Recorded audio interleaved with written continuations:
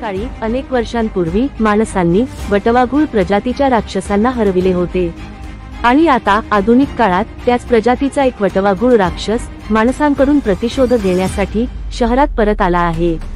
त्याची इच्छा आहे की सर्व माणसांचा सर्वनाश व्हावा। त्या राक्षसाने त्याचे मोठे पंख पसरवले आणि पूर्ण शहरात विनाश पसरवू लागला।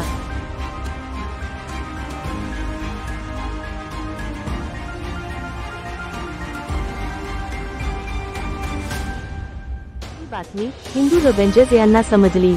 सर्व हिंदू रेव्हेंजर्स म्हणजेच गीता, नारायण, विनायक, विश्वनाथ आणि तुलसी हे सर्व एकत्र आले त्या दुष्ट राक्षसाचा सामना करण्यासाठी।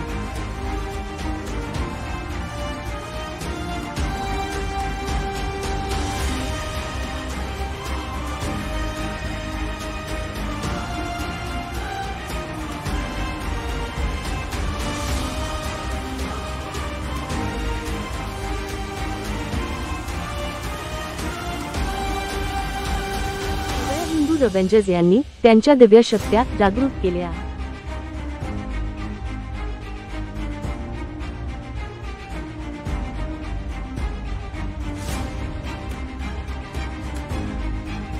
त्यांनी बंदुका आणि दिव्य शक्ती यांचा एकत्र वापर करून दुष्ट राक्षसाला दुर्बल करून टाकले।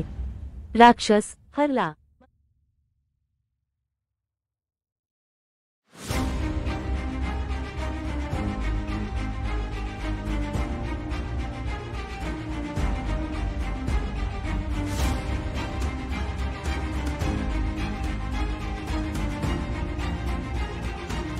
पुन्हा एकदा हिंदू रेव्हेंजर्स यांनी त्यांच्या शहराचे रक्षण केले।